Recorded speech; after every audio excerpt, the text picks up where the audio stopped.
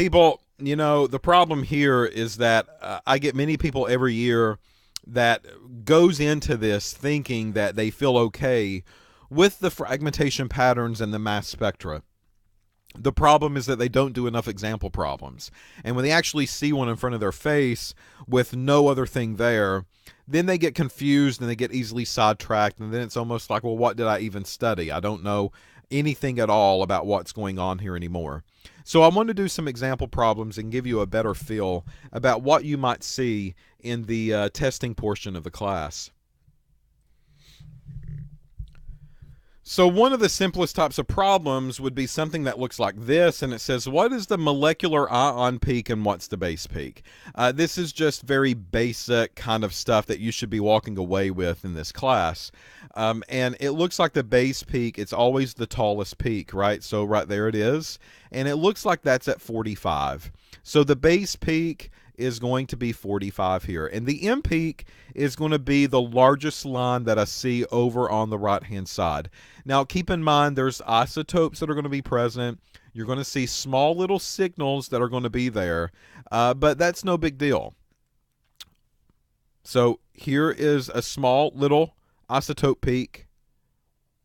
This is really my M peak, and that will be the mass of the entire molecule as it comes through. So it looks like it's about 59. All right. So here we see the base peak at 45. Here we see the M peak at 59. That's all that the question will ask for. And then that way this question's now done, and it's easy points on a test or an assignment. Here's another one. It says below is a mass spec. Is this benzene, chlorobenzene, or bromobenzene? So it wants me to choose between three choices here.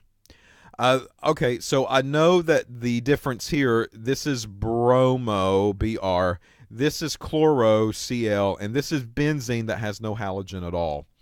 I know the trend now of the halogens, and I can quickly look here at the very end, and I'll look at the M peak levels, which are going to be about here, and I'll look at the M and the M plus 2 peaks.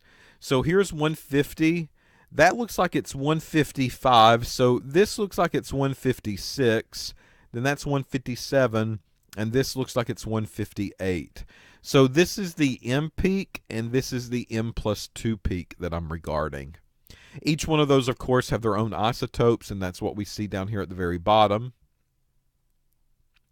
So because these are about the same height, we know that the only thing that can do that, is going to be my bromo molecule. So bromobenzene is really going to be representative of this mass spectrum. So again, something very quick, very easy. I can just look at, know the basics, and that's what we're really testing in these past two example problems.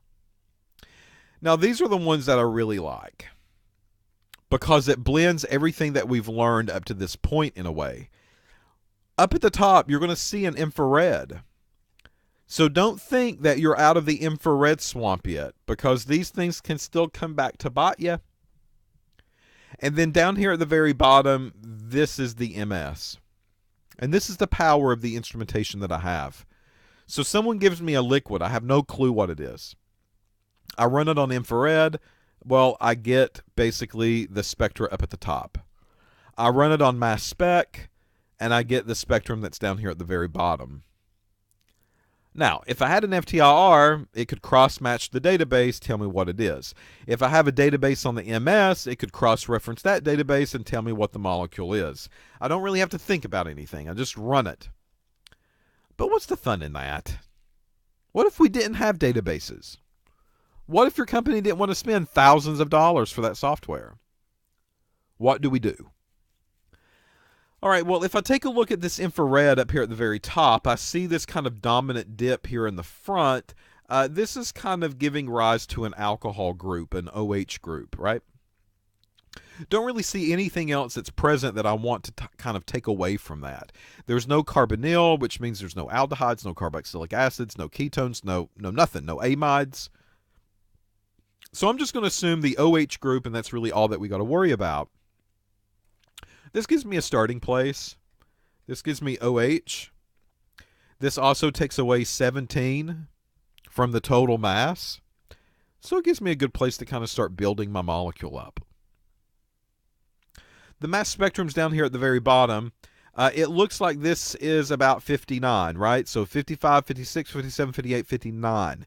So the 59 is going to be my M peak, which is the molecular formula weight. It looks like this is the base peak. The base peak is at 45. So I need to figure out a structure that will give me this scenario. All right, so if I add on another carbon and 2 more hydrogens, this will only add on another 12, 13, and 14. I'm still not at 60. Well, the M peak here, it actually says 60, not 59. So let me go back, cross that out. There's 60.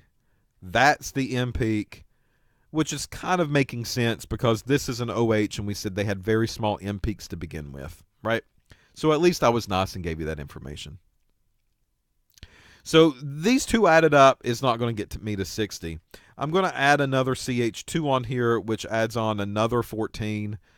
Maybe another CH2 to give me another 14. And let's just kind of add them all up on the calculator to see how far we can go. We only can go to 60. So right now I have a 16 and a 1, a 12 and a 2, a 12 and a 2, a 12 and a 2. That gives me about 59. Well, if this was a 3 on the end, like it should be, there's the 60. So it looks like this molecule is probably CH3, CH2, CH2, OH.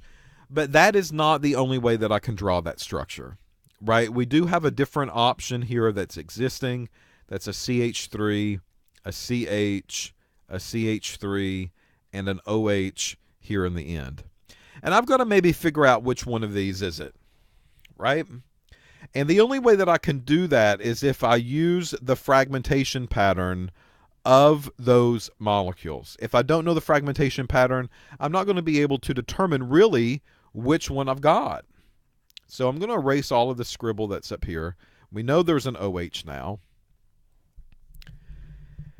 And I need to take a look at the fragmentation pattern. Now this is a fragmentation pattern of an alcohol. All right, so here's the alpha carbon. I could maybe chop it there. If I chop it here, a double bond will form on that case, and I get a positive charge that's going to form. It's the only option that I really get there, other than the removal of 18. Down here at the bottom, well, the same kind of thing's going to happen. Here's my alpha. Cleave it, and what I'm left with is a positive charge. All right, so let's take my calculator and let's add up these fragments. Remember, I'm trying to get a fragment of 45. I'm going to do the top one first. This is going to be a 16 and a 1, a 12 and a 2. That gives me a 31. Down here at the bottom, I only did one choice because on the right-hand side, it gives me the same choice. It's symmetrical. So what I have left is a 16 and a 1. Whoops, sorry. 16 and a 1. A 12 and a 1. A 12 and a 3. And that gives me 45. So out of these two options, this isopropyl alcohol is going to be the best choice. And I'm going to say that that is the structure of what was injected. Keep in mind what you just did. I want you to kind of step back for a minute and just understand what was accomplished at this point. You used an infrared and you used a mass spectrum to completely identify a molecule and its structure on how it was hooked up. And you didn't need anything else. You told me that this was isopropyl alcohol just now. We walked through it. We did it together. And the only thing that we had was a bunch of scribbles that's on the screen. That's kind of powerful. And that's what this whole class is led up to do. That was the purpose of it. Right now we have came all the way around. And now you understand the power of spectroscopy. It took us a while to get here, but we finally landed.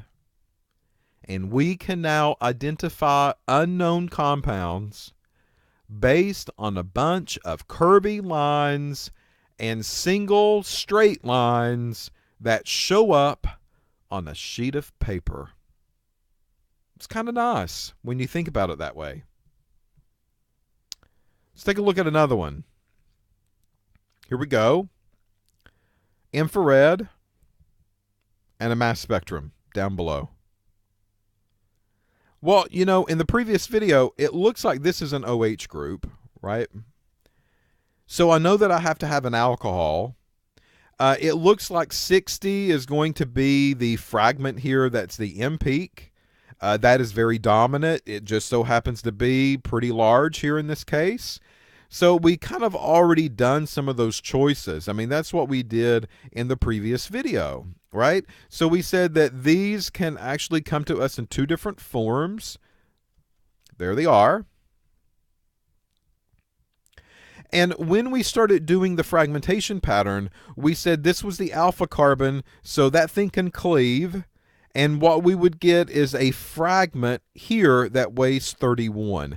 And that's what we used to make the determination that that was not the infrared and the mass spectrum of that particular compound.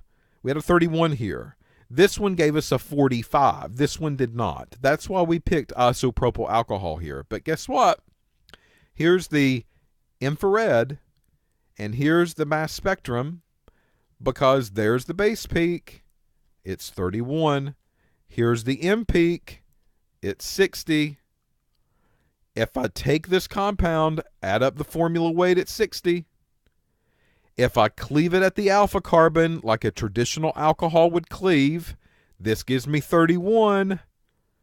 So that makes me believe that this, sure enough, is our normal propanol that we have injected. Here's another one. Infrared at the top, mass spec at the bottom. What's the structure? Full blown. What's the structure? How's this thing hooked up? All right, so if I take a look at the infrared, the first thing that I see is this big dip in the center. This is at 1700. So this means that I've got a carbonyl on my hand. Okay, so that carbonyl is going to give rise to maybe a different number of functional groups. I got to figure out which one it is. Well, if I look over here in this area, I'm going to see a 27 and 2800, two double peaks. Right here they are. That is representative of an aldehyde. So I know that I've got that at least. So now I come down here and I take a look at my mass spectrum. It looks like there's a pretty tall one down here at the very bottom, 70, 71, 72. I need to get close to a 72 at least. All right, well, here is the aldehyde functional group. I have to have that. So 16, 12, and 1. That gives me a 29. So I'll add another CH2 to that. 12 and 2. 43. I add another CH2 to that. 12, 2, 57. Maybe I'll add another CH2 to that. 12, 2, 71. Well, if that's the ending carbon, that needs to be a CH3, not a CH2. And there is the formula weight for the compound. Now, is it this aldehyde? Or there is another way that I can do this.